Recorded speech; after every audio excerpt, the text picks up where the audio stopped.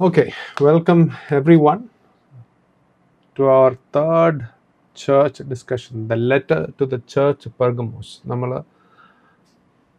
വെളിപാടിൻ്റെ Bible സ്റ്റഡിയിലാണ്. So I welcome all of you to the book of Revelation. നിങ്ങൾ ഓരോരുത്തരും ഈ ഭാഗം വായിച്ചു കഴിഞ്ഞു എന്ന് ഞാൻ വിശ്വസിക്കുന്നു. That you have meditated on this, so that as we study and as we explore the word of God, ദൈവവചനം കൂടുതൽ നിങ്ങളോട് സംസാരിക്കുവാൻ ദൈവത്തിൻ്റെ ആത്മാവ് നിങ്ങളെ സഹായിക്കട്ടെ. അപ്പോൾ നമ്മൾ ദൈവത്തിൻ്റെ ആത്മാവ് യോഹന്നാനിൽ കൂടെ, ശിഷ്യനായ യോഹന്നാനിൽ കൂടെ പത്മോസ് ദ്വീപിൽ കണ്ട ആ വെളിപാടിൻ്റെ ആത്മാവിൽ കൂടെ യോഹന്നാൻ എഴുതുന്ന കത്താണ്. പക്ഷേ യേശുക്രിസ്തു നേരിട്ട് സഭയ്ക്ക് എഴുതുന്ന കത്താണിത്. ഇപ്പോൾ നമ്മൾ കഴിഞ്ഞ ആഴ്ചകളിൽ എഫെസസ് നോക്കി, സ്മിർന നോക്കി. നമ്മളിപ്പോൾ പെർഗമോസ് എന്ന ചർച്ചിലേക്ക് എത്തിയിരിക്കുകയാണ്.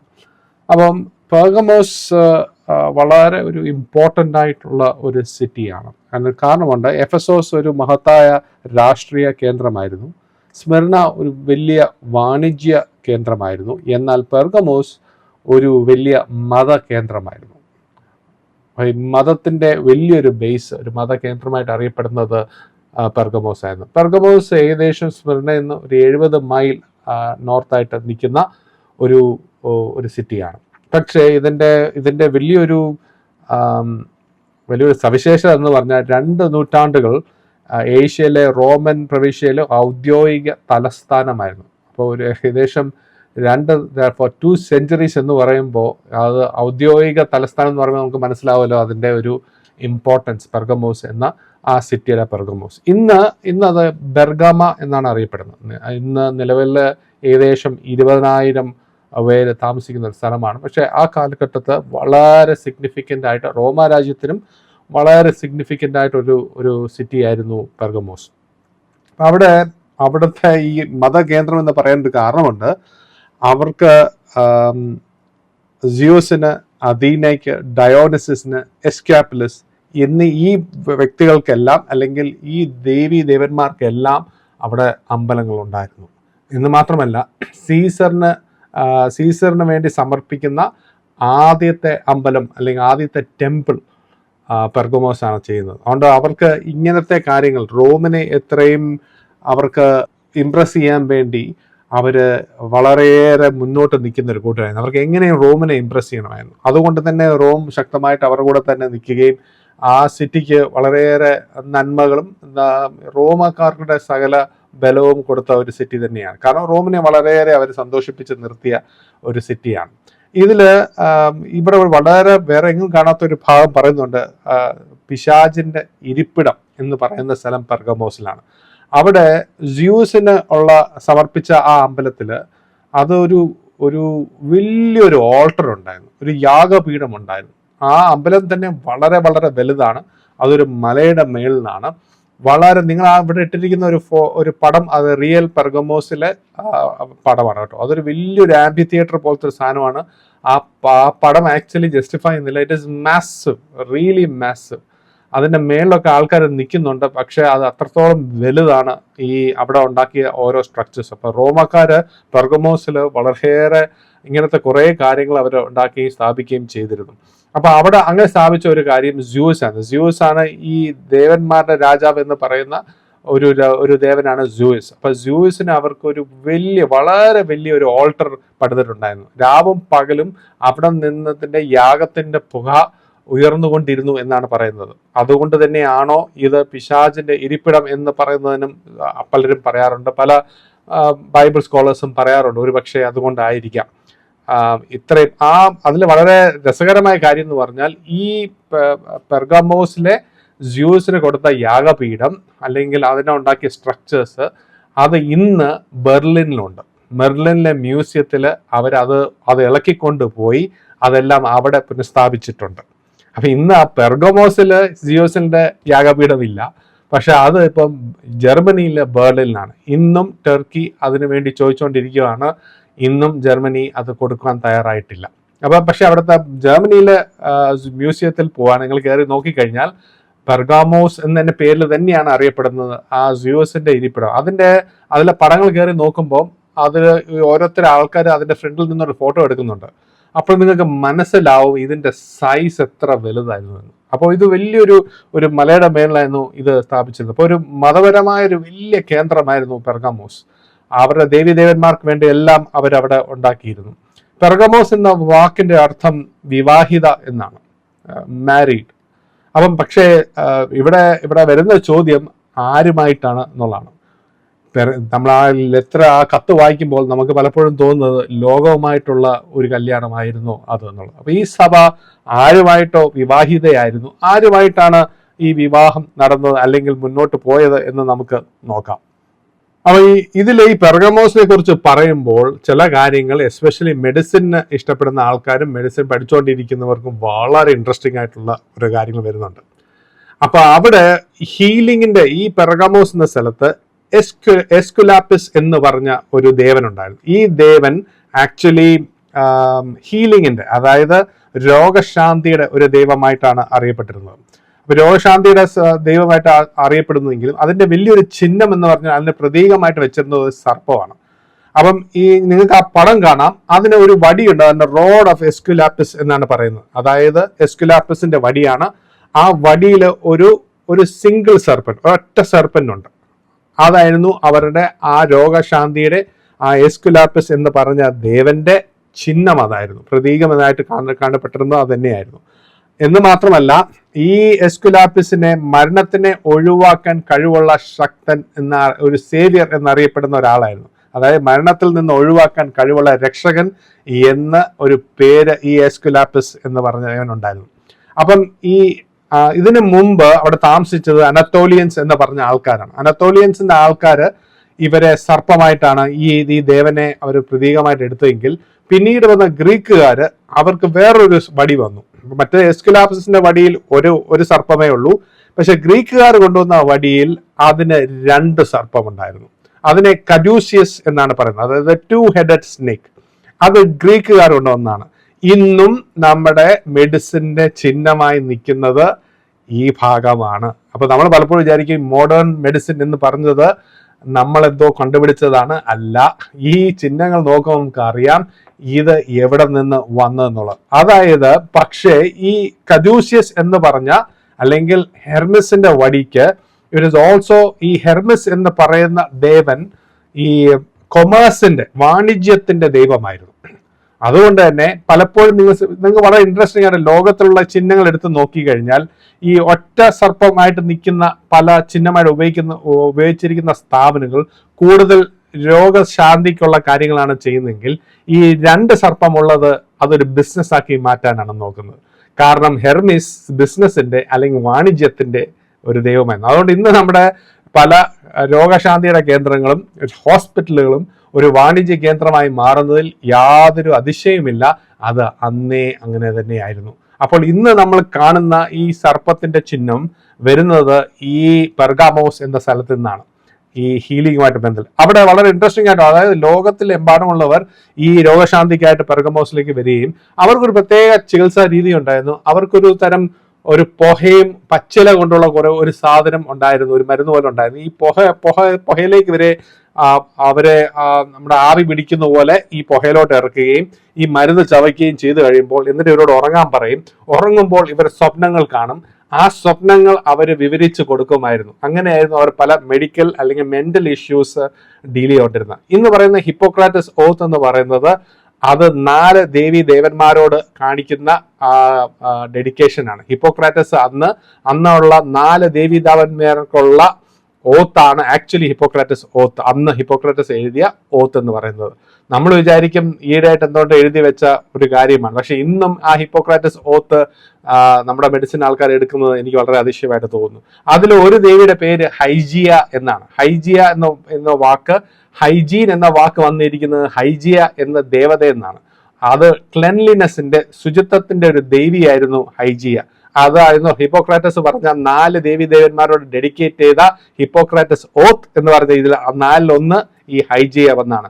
പിന്നെ ഒരു ദേവനുണ്ടായത് പനാസിയെ എന്ന് പറഞ്ഞാൽ വീണ്ടും ഹീലിംഗിന്റെ ദേവനാണ്. ഇവിടെയും പല സെന്റേഴ്സ് നമുക്ക് ഈ മെഡിക്കൽ സെന്റേഴ്സിന്റെ പേര് പനാസിയെ കാണാം. കാരണം അതിന്റെ എല്ലാ റൂട്ട് ഈ പെർഗമോസ് ആണെന്നുള്ളത്, ദേവന്മാരാണെന്നുള്ളത് നിങ്ങൾക്ക് മനസ്സിലാക്കാൻ കഴിയും. എന്ന് മാത്രമല്ല, ഈ കഡ്യൂസിയസ് എന്ന് പറഞ്ഞാൽ ആ സിറ്റിയുടെ ഒഫീഷ്യൽ എംബ്ലം ആയിരുന്നു.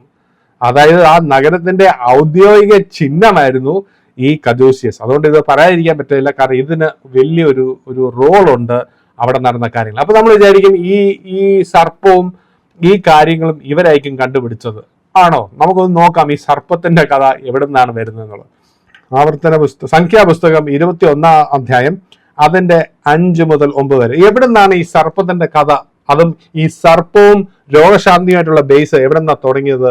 അത് ഗ്രീക്കാരിൽ നിന്നാണോ അതോ ബൈബിളിലുണ്ടോ എന്ന് നോക്കാൻ വേണ്ടി നമുക്ക് സംഖ്യാപുസ്തകം 21 അധ്യായം അതിന്റെ 5 മുതൽ 9.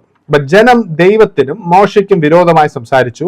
മരുഭൂമിയിൽ മരിക്കേണ്ടതിന് നിങ്ങൾ ഞങ്ങളെ മിസ്രൈം ദേശത്തിൽ നിന്ന് കൊണ്ടുവന്നത് എന്തിന്? ഇവിടെ അപ്പവുമില്ല വെള്ളവുമില്ല, ഈ സാരമില്ലാത്ത ആഹാരം ഞങ്ങൾക്ക് വെറുപ്പാകുന്നു എന്ന് പറഞ്ഞു. ഇതിനൊരു കോണ്ടെക്സ്റ്റ് ഉണ്ട്. ഈ 21 വായിക്കുമ്പോൾ അഹരോൻ മരിച്ചു കഴിഞ്ഞു. അഹരോൻ മരിച്ചു. അതിന്റെ ഒരു സീസൺ കഴിഞ്ഞ് അവർ അടുത്തൊരു യാത്രയിലേക്ക് പൊയ്ക്കൊണ്ടിരിക്കുമ്പോൾ അവിടെ ഒരു കനാനിയ സിറ്റി ഉണ്ടായിരുന്നു. ആ കനാനിയ സിറ്റി, എനിക്ക് തോന്നുന്നു അതിന്റെ പേര് അറാദ് എന്നുകൊണ്ടാണ്. ആ സിറ്റിയുടെ സൈഡിൽ കൂടെ പോകുമ്പോൾ അന്നേ കനാനിയക്കാർക്ക് ദൈവത്തിന്റെ ജനത്തിനോട് ദേഷ്യമായിരുന്നു. കാരണം മുമ്പേ അവർ പോയിട്ട് പാളിപ്പോയതാണ്, അവർക്ക് കയറാൻ പറ്റിയില്ല.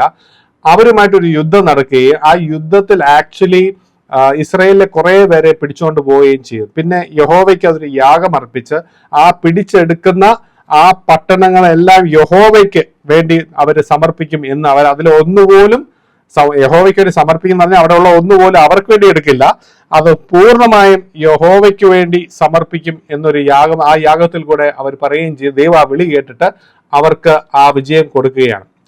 പിന്നീട് ആ ദൈവം ഓരോ ട്രൈബിനു വേണ്ടി അത് വീതിച്ച് കൊടുക്കുമ്പോൾ അത് യൂദാ ഗോത്രത്തിനും ഷിമിയോൻ ഗോത്രത്തിനുമാണ് ആ സ്ഥലം കിട്ടുന്നത്. അപ്പൊ വളരെ ഇമ്പോർട്ടന്റ് ആയിട്ടൊരു സ്ഥലമാണ് അത്. ദൈവത്തിന് വേണ്ടി അർപ്പിച്ച ഒരു സ്ഥലമാണ്. ഈ ഒരു വിജയം കഴിഞ്ഞിട്ട് അവർ വീണ്ടും ഒരു യാത്രയിലോട്ട് മുന്നോട്ട് പോകുമ്പോൾ ഈദോമൈറ്റ് രാജാവ് അവർക്ക് ആക്ച്വലി ഈസിയർ റൂട്ട് എന്ന് പറഞ്ഞാൽ ആ രാജ്യത്തിന്റെ നടുവിൽ കൂടെ ഇതോമിയ രാജ്യത്തിന്റെ നടുക്കൂടെ പോവുകയാണ്. പക്ഷെ ഇതോമിയ രാജാവ് പറഞ്ഞു, നിങ്ങൾ നമ്മുടെ സൈഡിൽ കൂടെ പോകത്തില്ല, നമ്മൾ തുറന്നു തരത്തില്ല എന്ന് പറഞ്ഞതിന്റെ പേരിൽ അവര് വളരെ ഒരു ലോങ് റൂട്ട് എടുക്കേണ്ടി വന്നു. ആ റൂട്ട് വളരെ ദുർഘടമുള്ള ഒരു വഴിയായിരുന്നു. അപ്പൊ വെറുതെ അല്ല ഒരു ബോളം ഉണ്ടാക്കുന്നത്, വഴി വളരെ ബുദ്ധിമുട്ടുള്ളതും ദുർഘടമായ ഒരു വഴിയായിരുന്നു. ഈ ഒരു വിജയം കഴിഞ്ഞാണ് അവർ വരുന്നതെങ്കിലും വിജയം കഴിഞ്ഞിട്ട് അവർക്ക് വീണ്ടും ഒരു പ്രശ്നങ്ങൾ വരുമ്പോൾ ഇസ്രായേൽ ജനത നേരത്തെ കാണിച്ചതുപോലെ തന്നെ ഒരു പ്രത്യേക പ്രതിസന്ധിയുടെ സിറ്റുവേഷൻ വരുമ്പോൾ അവരെപ്പോഴും ദൈവത്തിനെ എതിർക്കുന്നതായിട്ട് കാണാം. ഇവിടെയും അത് തന്നെ സംഭവിച്ചു. അവരുടെ അതായത് അവർക്ക് നടക്കാൻ, അവർ യുദ്ധത്തിൽ ജയിച്ചുവെങ്കിലും മുന്നോട്ട് നടക്കാൻ ഓരോ ദിവസവും അവർക്ക് വളരെ ബുദ്ധിമുട്ട് ആയി തുടങ്ങി. അവർക്ക് വളരെ വളരെ പ്രയാസമായ ആ യാത്ര, അവർക്ക് നടക്കാൻ പോലും ബുദ്ധിമുട്ടാണ്. വെള്ളത്തിന് ഒരു കുറവുണ്ട്, അപ്പവുമില്ല. പക്ഷെ അവർ പറഞ്ഞ ഒരു ഭാഗം വളരെ ഇമ്പോർട്ടൻ്റ് ആണ്. നമുക്ക് ഈ തന്നിരിക്കുന്ന ആഹാരം, ഈ മന്ന നമുക്ക് ഇഷ്ടപ്പെടുന്നില്ല. ഈ മന്ന പോരാ, ഈ യാത്രയിൽ ഈ മന്ന പോരാ. ഇത് എല്ലാ ദിവസവും 3 നേരം മന്ന കഴിക്കാന്നുള്ളത് അവർക്ക് ഒരു ഇറിറ്റേഷൻ ആയി തുടങ്ങി. അപ്പൊ അവിടെ നിന്നാണ് അപ്പോൾ സിറ്റുവേഷൻസ് ഒക്കെ വളരെ ബുദ്ധിമുട്ടായി. എപ്പോഴും നമുക്ക് അങ്ങനെയാണല്ലോ, നമുക്ക് ബുദ്ധിമുട്ടിൽ കൂടെ പോകുമ്പോഴാണ് ഒരു വ്യക്തിയെ യഥാർത്ഥമായി നമുക്ക് അറിയാൻ പറ്റുന്നത്. ഒരു വ്യക്തിയുടെ ക്യാരക്ടർ എല്ലാം നല്ലതായിട്ട് ഇരിക്കുമ്പോഴല്ല നമുക്ക് അറിയാൻ പറ്റുന്നത്. അവർ ചില ബുദ്ധിമുട്ടിൽ കൂടെയും വരുമ്പോഴാണ് ആ വ്യക്തിയുടെ ക്യാരക്ടർ എന്താണ് അറിയാൻ പറ്റുന്നത്. അതുകൊണ്ട് തന്നെ ദൈവം ഇസ്രായേലിന്റെ ക്യാരക്ടർ മാറ്റാൻ വേണ്ടി തന്നെ പല ദുർഘട സിറ്റുവേഷൻ കൂടെ നടത്തിക്കുകയാണ്. അപ്പം തന്നെ അവർ ഉടനെ മോശയ്ക്കെതിരെയും ദൈവത്തിനെതിരെയും അവർ പറഞ്ഞു, ഞങ്ങൾക്ക് ഈ ആഹാരം വെറുപ്പാകുന്നു എന്ന് പറഞ്ഞു. അപ്പോൾ യഹോവ ജനത്തിന്റെ ഇടയിൽ അഗ്നിസർപ്പങ്ങളെ അയച്ചു, അവ ജനത്തെ കടിച്ചു. ഇസ്രായേൽ വളരെ ജനം മരിച്ചു. സാധാരണ ദൈവത്തിന്റെ ജനത്തിന് ഒരു വാർണിംഗ് കൊടുത്തിട്ടാണ് തല്ലു കൊടുക്കുന്നത്. ദൈവം അങ്ങനെയാണ്. ആദ്യം ദൈവത്തിന്റെ തേജസ് വെളിപ്പെട്ടിട്ട് ഒരു വാർണിംഗ് കൊടുക്കും, എന്നിട്ടാണ് തല്ല് വരുന്നത്. ഈ പ്രാവശ്യം യാതൊരു വാർണിംഗും ഇല്ല. ഓർക്കാപ്പുറത്ത് ഇത് പറഞ്ഞുകൊണ്ടിരിക്കുമ്പോഴായിരിക്കും തന്നെ ഈ സംഭവം നടക്കുന്നത്. ദൈവത്തിന് അത്ര ദേഷ്യമായിരുന്നു. വളരെ ദൈവത്തിന്റെ ക്രോധം വരികയും വളരെ പെട്ടെന്ന് തന്നെ ഈ സർപ്പങ്ങൾ വരുന്നു. ഈ അഗ്നി സർപ്പങ്ങൾ, ഇംഗ്ലീഷിൽ ഫിയറി സർപ്പന്റ് എന്ന് പറയുന്നത്, പല ബൈബിൾ സ്കോളേഴ്സും പറയുന്നത് ആ സർപ്പം ഒരു തീയിൽ ഉണ്ടാകുന്ന സർപ്പം എന്നുള്ളതല്ല, അതിന്റെ ആ കടിയിൽ നിന്ന വേദനയാണ് ഇത് അഗ്നിസർപ്പം എന്ന് പറയുന്നത്. ആ നീറ്റലും വേദനയിലും അനേകം പേര് മരിച്ചു. അതുകൊണ്ടാണ് അത് അഗ്നിസർപ്പങ്ങൾ എന്ന് വിളിച്ചത്. അപ്പൊ ആ ജനത്തെ കടിച്ചു. ഇസ്രായേൽ വളരെ ജനം മരിച്ചു. അതായത് ഒരു മുന്നറിയിപ്പും ഇല്ല. ഈ പ്രാവശ്യം ദൈവം നേരിട്ട് അടി കൊടുത്തു. സാധാരണ മോശയാണ് നിലത്തേക്ക് വീണ് കരഞ്ഞു വിളിച്ച് ദൈവജനത്തിന് വേണ്ടി മധ്യസ്ഥ വഹിക്കുന്നത്. ഇവിടെ അതിനൊന്നും സമയം കൊടുക്കുന്നില്ല ദൈവം. കാരണം മോശ മധ്യസ്ഥ വഹിച്ച ദൈവം ചിലപ്പോൾ ഒരുപക്ഷെ കേൾക്കും. അതിനൊന്നും സമയം കൊടുക്കാതെ ദൈവം നേരിട്ട് അടി കൊടുത്തു തുടങ്ങി. ആകയാൽ ഈ വട്ടം ചെറിയൊരു വ്യത്യാസം വന്നു. നേരത്തെ മോശ ഇടനിലം നിൽക്കുവാണെങ്കിൽ ഇവിടെ ജനം എണിച്ചു തുടങ്ങി. ആകയാൽ ജനം മോശയുടെ അടുക്കൽ വന്നു, ഞങ്ങൾ യഹോവയ്ക്കും നിനക്കും വിരോധമായി സംസാരിച്ചതിനാൽ പാപം ചെയ്തിരിക്കുന്നു. അതായത് തിരിച്ചറിവ് വളരെ പെട്ടെന്നുണ്ടായി. വളരെയേറെ ജനം മരിക്കുന്നു. അവർക്ക് മോശ വന്ന് പറഞ്ഞ് മനസ്സിലാക്കി കൊടുക്കേണ്ട ആവശ്യമില്ല. പെട്ടെന്ന് തന്നെ ആ തിരിച്ചറിവ് ഉണ്ടാവണം. സർപ്പങ്ങൾ ഞങ്ങളുടെ ഇടയിൽ നിന്ന് നീക്കിക്കളയുവാൻ യഹോവയോട് പ്രാർത്ഥിക്കണം എന്ന് പറഞ്ഞു. മോശ ജനത്തിന് വേണ്ടി പ്രാർത്ഥിച്ചു. അപ്പൊ പെട്ടെന്ന് ആ തിരിച്ചറിവ് വരികയും ദൈവത്തിന്റെ ജനം മോശയോട് അപേക്ഷിക്കുകയും ചെയ്യുകയാണ്. യഹോവ മോശയോട് ഒരു അഗ്നി, വളരെ ഇൻട്രസ്റ്റിംഗ് ആയിട്ട് സാധാരണ ദൈവം മോശയോട് പറയുന്ന സൊല്യൂഷൻ അല്ല ഇവിടെ പറയുന്നത്. സാധാരണ പ്രാർത്ഥിക്കുമ്പോൾ ആ സർപ്പങ്ങൾ മാറിപ്പോകണം, അതോടെ ആ പ്രശ്നം അവിടെ തീരണം. അതാണ് സാധാരണ ഒരു ഒരു പാറ്റേൺ നമ്മൾ കണ്ടുവരുന്നത്. പക്ഷെ ഇവിടെ വളരെ ഇൻട്രസ്റ്റിംഗ് ആയിട്ടുള്ള ഒരു സൊല്യൂഷൻ ആണ് ദൈവം മോശയോട് പറയുന്നത്. യഹോവ മോശയോട് ഒരു അഗ്നിസർപ്പത്തെ ഉണ്ടാക്കി കൊടിമരത്തിന്മേൽ തൂക്കുക, കടി ഏൽക്കുന്നവൻ ആരെങ്കിലും അതിനെ നോക്കിയാൽ ജീവിക്കും എന്ന് പറഞ്ഞു. അതായത് ഇനി കടി മിക്കവർക്കും കൊള്ളുമ്പോ അത് നോക്കുക, അതിലേക്ക് ഈ അഗ്നിസർപ്പത്തെ ഉണ്ടാക്കി ആ കൊടിമരത്തിലേക്ക് നോക്കുന്നവൻ രക്ഷപ്പെടുമെന്നാണ്. അങ്ങനെ മോശ താമ്രം കൊണ്ട് ഒരു സർപ്പത്തെ ഉണ്ടാക്കി. താമ്രം നിങ്ങൾക്കറിയാം, ഇറ്റ്സ് എ സൈൻ ഓഫ് ജഡ്ജ്മെന്റിന് വേണ്ടിയാണ് ഈ ബ്രോൺസ് എപ്പോഴും പറയുന്നത്. അങ്ങനെ മോശ താമ്രം കൊണ്ട് ഒരു സർപ്പത്തെ ഉണ്ടാക്കി കൊടിമരത്തിന്മേൽ തൂക്കി. പിന്നെ സർപ്പം ആരെയെങ്കിലും കടിച്ചിട്ട് അവൻ താമ്ര സർപ്പത്തെ നോക്കിയാൽ ജീവിക്കും. അപ്പൊ വളരെ സിമ്പിൾ ആണ്. ഏകദേശം എല്ലാവർക്കും കടി കൊള്ളും. കടി കൊണ്ടാൽ അവർ ആ താമ്ര സർപ്പത്തെ നോക്കിയാൽ മതി, അവർക്ക് രക്ഷ പ്രാപിക്കും. വളരെ ഇൻട്രസ്റ്റിംഗ് ആയിട്ടൊരു സൊല്യൂഷൻ. അതുവരെ അങ്ങനെ ഒരു സൊല്യൂഷൻ ഇല്ല. അതും സർപ്പത്തെയാണ് ഉണ്ടാക്കാൻ പറഞ്ഞിരിക്കുന്നത്. നമുക്കറിയാം ബൈബിളിൽ സർപ്പത്തെ എപ്പോഴും പിശാചിനോടാണ് ഉപമിച്ചിരിക്കുന്നത്. അപ്പൊ വളരെ ഇൻട്രസ്റ്റിംഗ് ആയിട്ടുള്ള ഒരു സൊല്യൂഷനാണ് ഇത്. പിന്നീട് അതിന് എക്സ്പ്ലനേഷൻ കൊടുക്കുന്നേ ഇല്ല.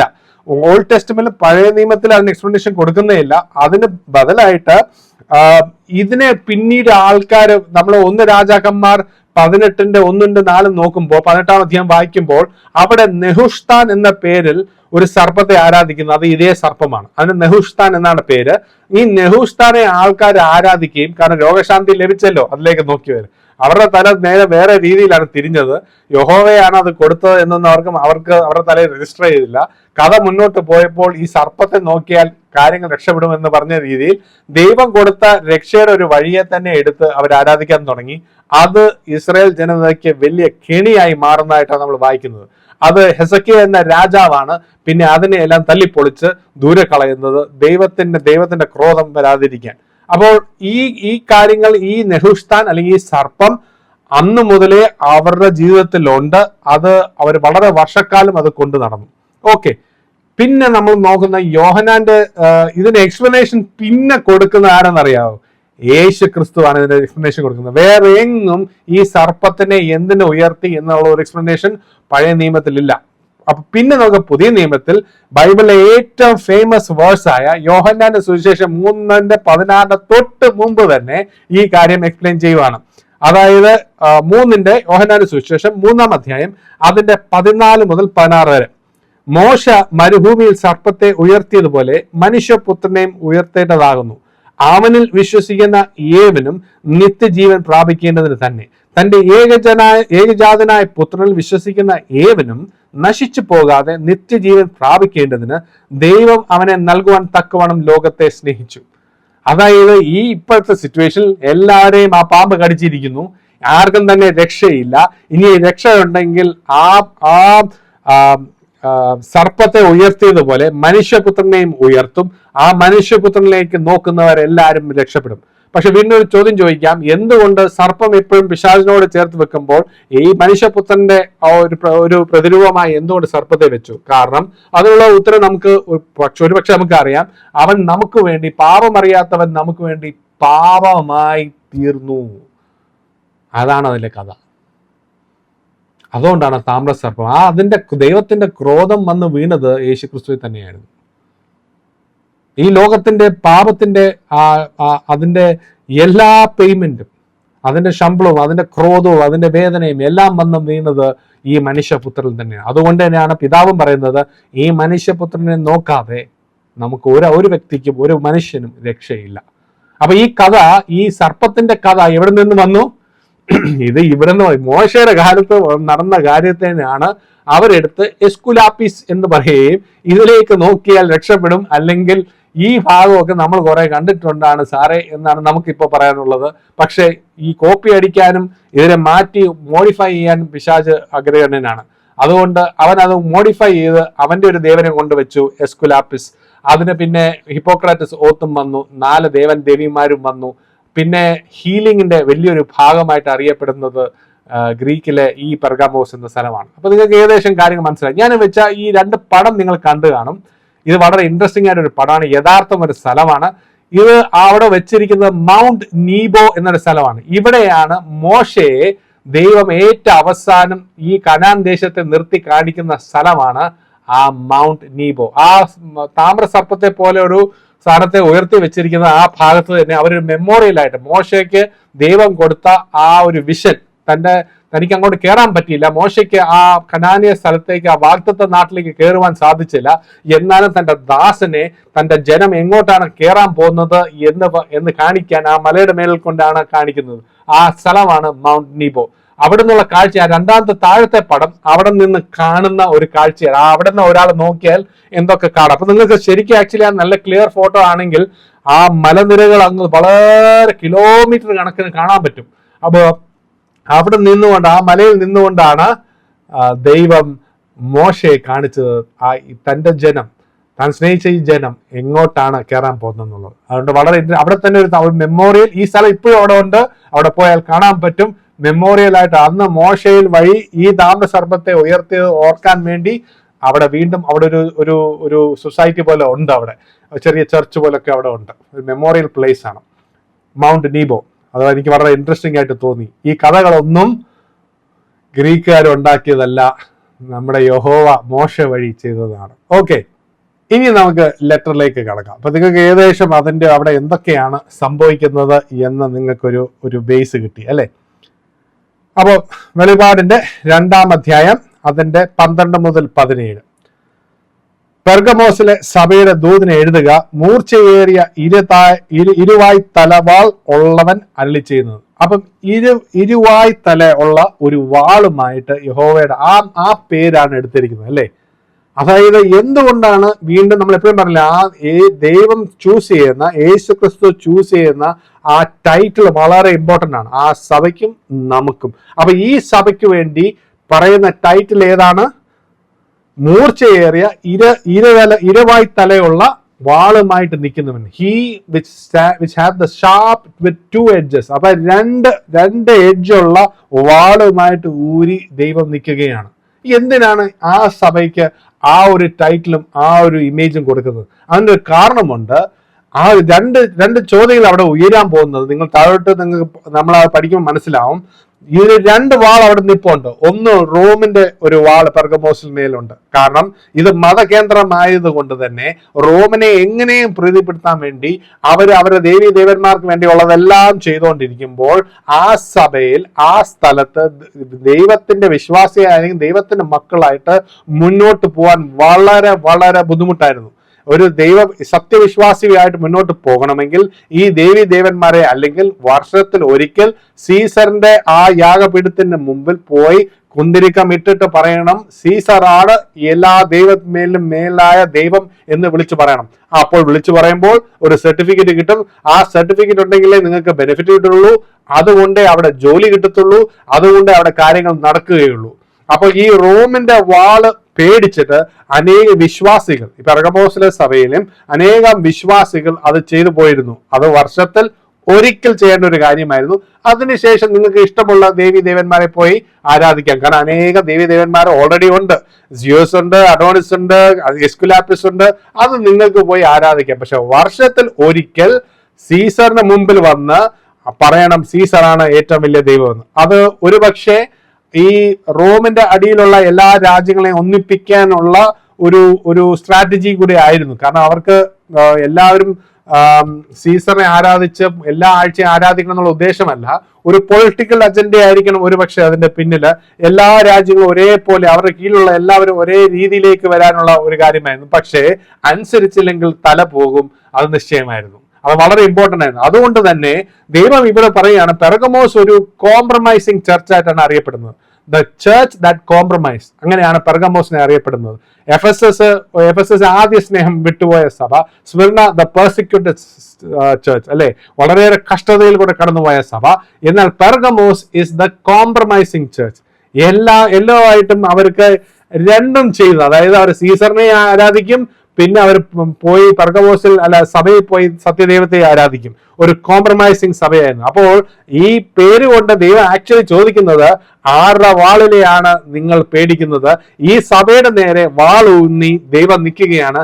ദൈവം അവരോട് ചോദിക്കുകയാണ്, ഈ വാളിനെയാണോ നിങ്ങൾ പേടിക്കുന്നത്, അതോ റോമാക്കാരുടെ വാളിനെയാണോ? അതുകൊണ്ട് തന്നെയാണ് ആ ടൈറ്റിൽ പറയുന്നത്. അപ്പോ അത് കഴിഞ്ഞിട്ട്, പക്ഷേ അതില് എല്ലാവരും മോശക്കാരല്ലായിരുന്നു. ആ സഭ കുറച്ച് കാര്യങ്ങൾ നല്ല കാര്യങ്ങൾ ചെയ്യുന്നുണ്ടായിരുന്നു.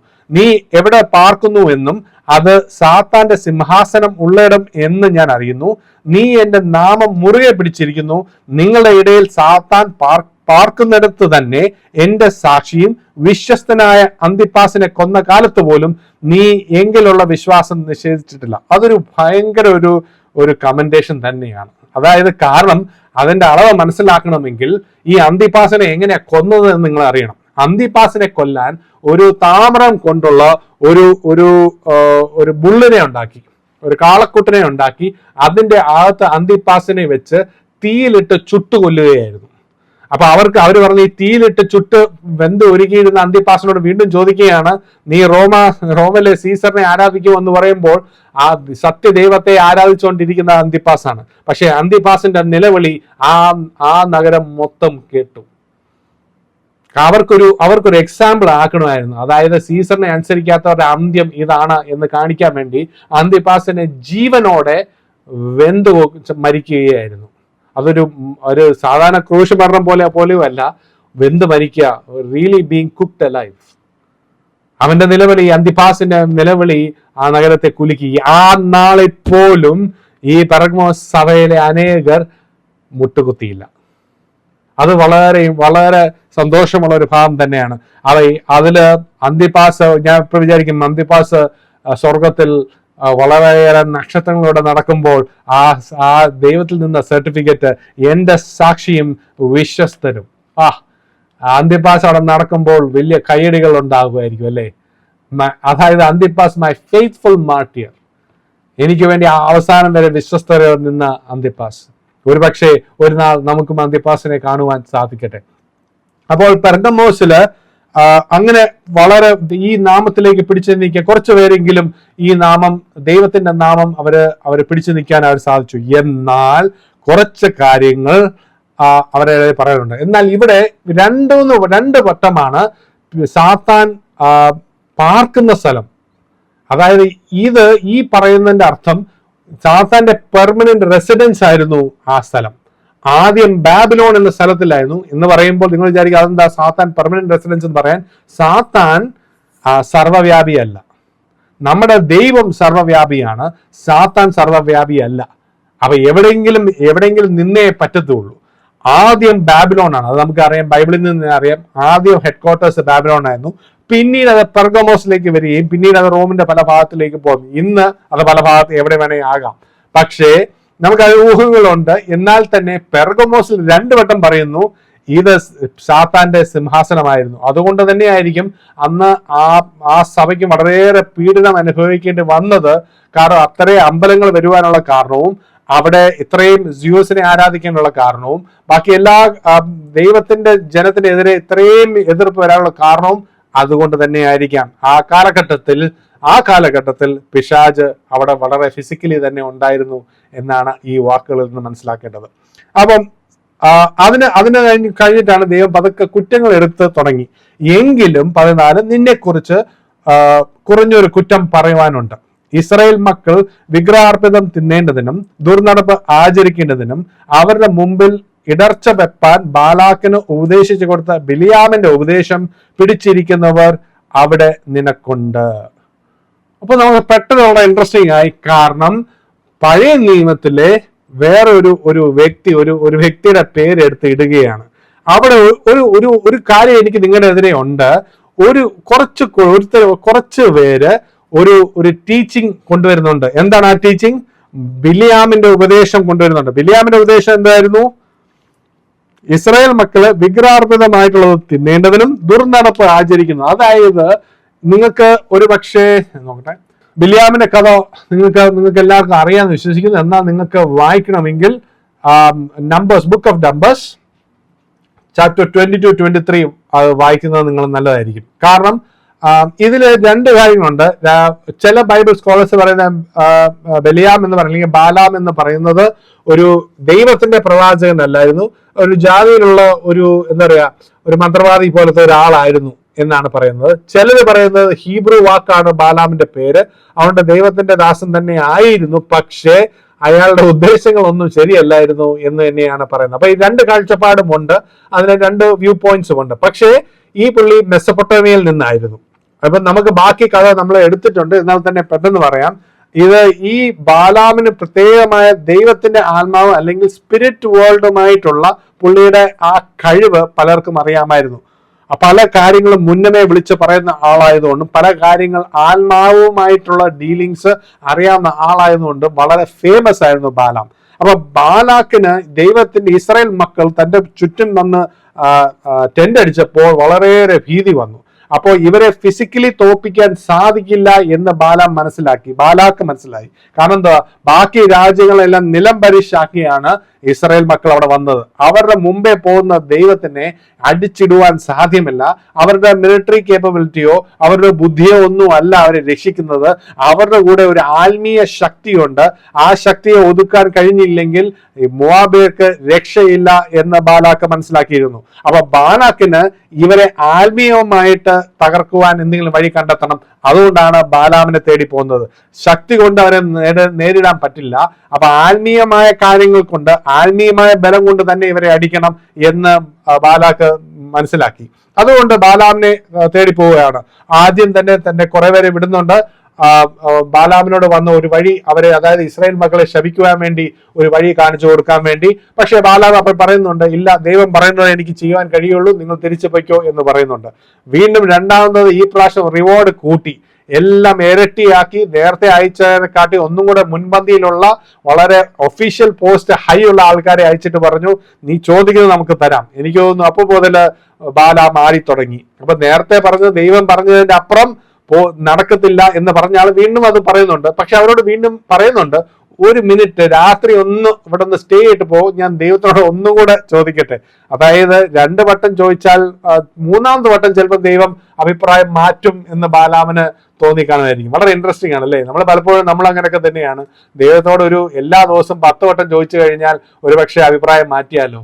അപ്പം ബാലാം അതേ സ്ട്രാറ്റജി തന്നെ എടുക്കുന്നു.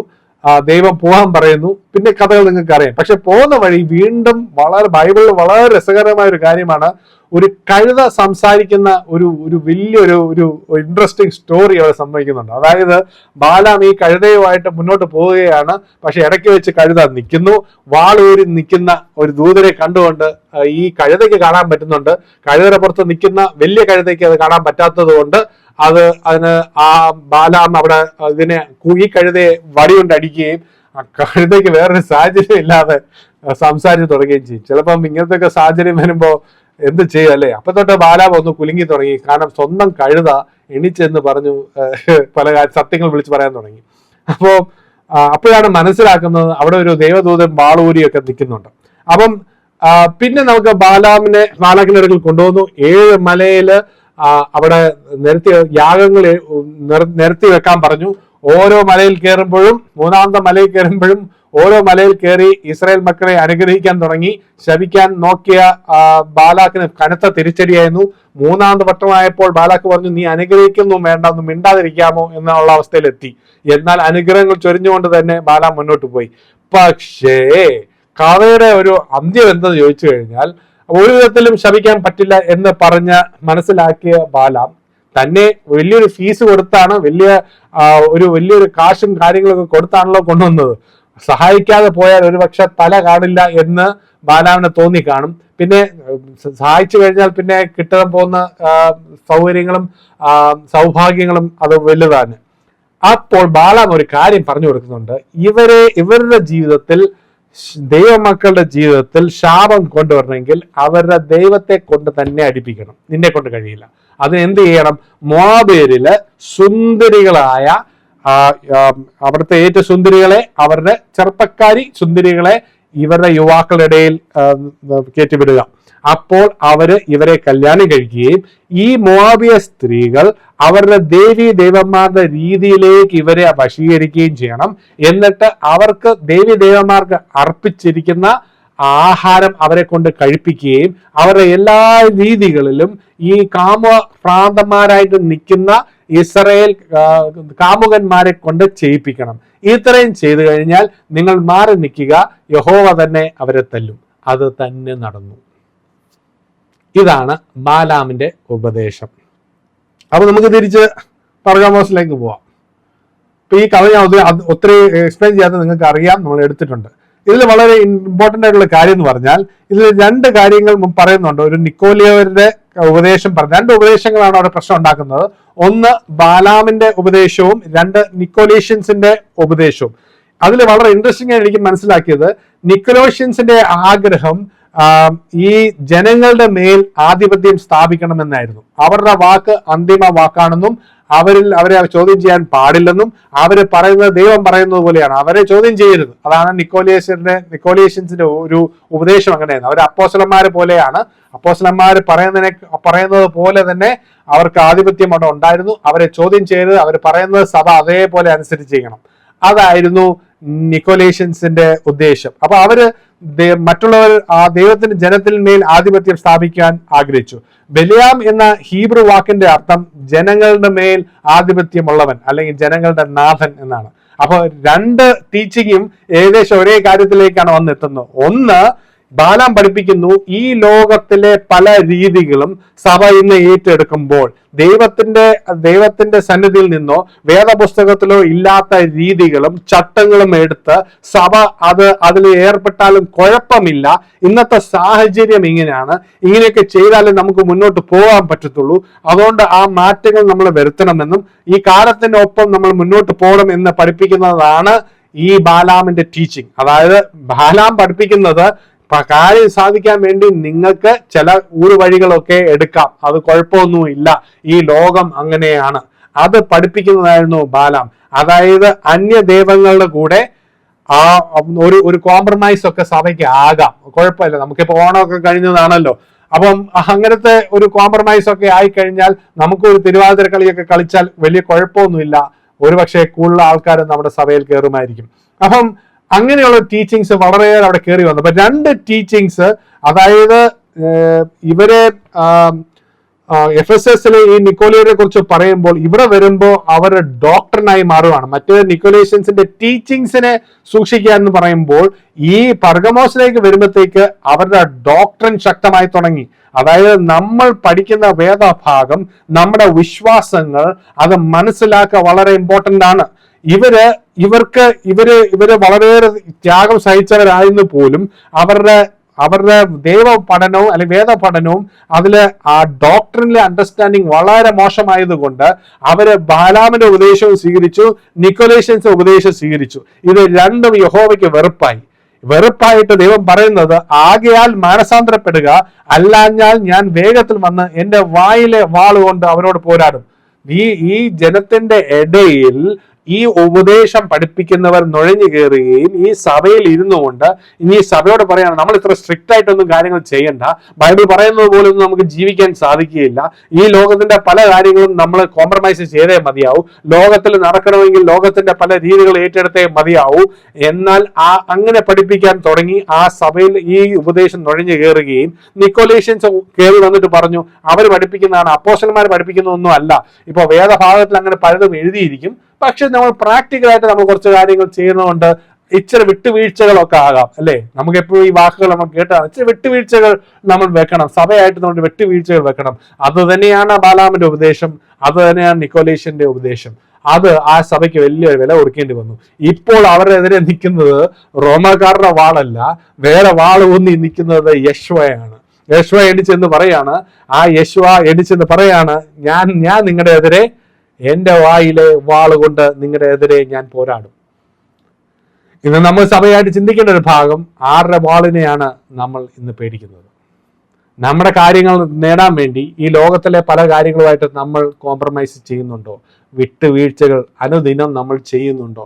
ആരും അറിയുന്നില്ല. ഈ ലോകത്തിൽ ജീവിച്ചു പോകണമെങ്കിൽ ഈ ബൈബിളിൽ പറയുന്ന കാര്യങ്ങളൊന്നും ചെയ്ത് വിശ്വസിച്ചുകൊണ്ടോ അത് അനുസരിച്ചുകൊണ്ടോ പോകത്തില്ല. ഡാനിയലിനെ പോലെ അങ്ങനെ പിടിച്ചു നിൽക്കാനൊന്നും പറ്റത്തില്ല. നമ്മൾ കുറച്ച് വിട്ടുവീഴ്ചകളൊക്കെ ചെയ്യണം. ഡാനിയലിന് അങ്ങനെയൊക്കെ എത്രയെല്ലാം വിട്ടുവീഴ്ചകൾ ചെയ്യാമായിരുന്നു അല്ലേ? പക്ഷെ ഡാനിയൽ പിടിച്ചു നിന്നു. ഡാനിയൽ തന്റെ വിശ്വാസങ്ങളും തന്നെ വചനത്തിൽ നടത്തിയ തന്റെ കുടുംബം നടത്തിയ വഴികളും ആ സത്യദൈവത്തെ ഇടം വലം വിടാതെ ഡാനിയൽ പിടിച്ചു നിന്നു. ഡാനിയൽ അങ്ങനെ പല പ്രയാസങ്ങളും ചെന്ന് വീണുവെങ്കിലും അവിടെയെല്ലാം യഹോവ എണിച്ചു നിൽക്കുന്നത് കാണാം. അപ്പൊ ഇന്ന് ഈ പെർഗമോസ് സഭ ഇന്ന് കല്യാണം കഴിച്ചിരിക്കുന്നത് മറന്നുപോയി. ആ എൻഗേജ്മെന്റ് യേശു ക്രിസ്തുവായിട്ടാണ് ചെയ്തിരുന്നതെന്ന് മറന്നുപോയിട്ട് ലോകവുമായിട്ട് ഒരു വിവാഹം നടന്നു കഴിഞ്ഞിരിക്കുന്നു. ലോകത്തിന്റെ രീതികൾ അവരുടെ രീതികളായി മാറി. ലോകത്തിന്റെ രീതികൾ ഇപ്പൊ സഭയിൽ വളരെയേറെ അധികമുണ്ട്. അപ്പം വീണ്ടും പറയുന്നു, ആകയാൽ മാനസാന്തരപ്പെടുക, അല്ല ഞാൻ വേഗത്തിൽ വന്ന് എൻ്റെ വായിലെ വാളുകൊണ്ട് അവരോട് പോരാടും. ആത്മാവ് സഭകളോട് പറയുന്നത് എന്തെന്ന് ചെവിയുള്ളവർ കേൾക്കട്ടെ. ജയിക്കുന്നവന് ഞാൻ മറഞ്ഞിരിക്കുന്ന മന്ന കൊടുക്കും, ഞാൻ അവന് വെള്ളക്കല്ലും ലഭിക്കുന്നവനല്ലാതെ ആരും അറിയാത്തതും ആ കല്ലിന്മേൽ എഴുതിയിരിക്കുന്നതുമായ പുതിയ പേര് കൊടുക്കും. വളരെ ഇൻട്രസ്റ്റിംഗ് ആയിട്ട് രണ്ട് കാര്യങ്ങളാണ് ഇവിടെ ജയിക്കുന്നവന് കൊടുക്കുന്നത്. ഒന്ന്, മറഞ്ഞിരിക്കുന്ന മന്ന. അത് വളരെ ഇൻട്രസ്റ്റിംഗ് ആയിട്ട് തോന്നി. ഈ മന്ന എന്തായിരുന്നു? മന്ന ദൈവത്തിന്റെ ജനത്തിന് സ്വർഗത്തിൽ നിന്ന് കൊടുത്ത ആഹാരമായിരുന്നു. അത് സ്വർഗത്തിൽ നിന്ന് വന്ന ആഹാരമായിരുന്നു. അതിനെയാണ് വളരെ നിസ്സാരമായിട്ടും ആൾക്കാർ അതിനെ എഴുതി തള്ളിയത്. അതായത് സങ്കീർത്തനങ്ങൾ 78 അതിന്റെ 24 25, 78 സങ്കീർത്തനം 24 25, അവർക്ക് തിന്മാൻ മന്ന വർഷിപ്പിച്ചു, സ്വർഗീയ ധാന്യം അവർക്ക് കൊടുത്തു. അതായത് സ്വർഗീയമായ ആഹാരം. മനുഷ്യർ ശക്തന്മാന്മാരുടെ അപ്പം തിന്നു, അവൻ അവർക്ക് തൃപ്തിയാവുമെന്നും ആഹാരം അയച്ചു. അപ്പം മനുഷ്യർക്ക് ശക്തന്മാരുടെ, അപ്പൊ ഇന്ന് നമുക്ക് ശക്തി നൽകുന്ന അപ്പം ഏതാണ്? തന്റെ ആ സ്വർഗത്തിൽ നിന്ന് വന്ന അപ്പം യേശു ക്രിസ്തുവാണ്. ഇന്ന് നമുക്ക് കിട്ടുന്ന ആത്മീയ മന്ന എന്ന് പറയുന്നത് വചനമാണ്. ഈ വചനം നിങ്ങൾ എല്ലാ ദിവസവും കഴിക്കുന്നെങ്കിൽ നിങ്ങൾ സ്വർഗത്തിലെ ആഹാരം കഴിക്കുന്നു. അപ്പൊ എല്ലാവരും പലപ്പോഴും വിചാരിക്കും, പിന്നെ ഏത് നേരം നോക്കുമ്പോഴും വചനത്തിൽ ഇരിക്കുക, വചനം പഠിക്കുക, വചനത്തിൽ നിൽക്കുക. എനിക്ക് അത് തന്നെ പറയാനുണ്ട്. 40 വർഷം 3 നേരം മന്ന നിന്ന് കഴിഞ്ഞപ്പോൾ അവർ പറഞ്ഞു, ഇത് നമുക്ക് ബോറായി തുടങ്ങി. ഏത് നേരം മന്ന. ദൈവം പറയുന്നു, ഈ മന്ന കൊണ്ടാണ് നീ ജീവിച്ചിരിക്കുന്നത്. ഈ മരുഭൂ യാത്രയിൽ നിങ്ങൾ ഈ 40 വർഷം പിടിച്ചു നിൽക്കുവാനുള്ള കാരണം സ്വർഗത്തിലെ ആഹാരം കൊണ്ടാണ് നിങ്ങളെ ഞാൻ പോഷിപ്പിച്ചത്. അതുകൊണ്ടാണ് നീ മരിക്കാതെ ഇരിക്കുന്നത്. ഇത് കഴിക്കുന്നിടത്തോളം നീ മരിക്കുകയില്ല. നീ അനുസരിച്ച് നടന്നാൽ നീ മരിക്കുകയില്ല. ഇന്ന് നമുക്ക് സ്വർഗത്തിൽ നിന്നൊരു മന്ന വന്നു. അതാണ് യേശു ക്രിസ്തു, the bread that came from heaven. ഈ യേശു ക്രിസ്തു തരുന്ന വചനത്തെ നമ്മൾ കഴിക്കുന്നില്ലെങ്കിൽ, ശക്തന്മാരുടെ ഈ അപ്പം നമ്മൾ തിന്നുന്നില്ലെങ്കിൽ നമുക്ക് ഈ ആത്മീയ യാത്രയിൽ മുന്നോട്ട് പോകാൻ സാധിക്കുകയില്ല. അപ്പോൾ വീണ്ടും ഒരു ചോദ്യമുണ്ട്. അപ്പൊ ഇത് ഹിഡൻ മന്നയാണ്. ഈ ഹിഡൻ മന്ന എന്ന് പറയുന്നത് എനിക്ക് അറിയില്ല, എന്തോ മറഞ്ഞിരിക്കുന്ന ഒരു മന്നയാണ്. എനിക്ക് ക്രിസ്തുവിന്റെ ഏതോ ഒരു ഭാഗം തന്നെ ആയിരിക്കണം അത്. കാരണം ക്രിസ്തു ആയിരുന്നു സ്വർഗത്തിൽ നിന്ന് വന്ന മന്ന.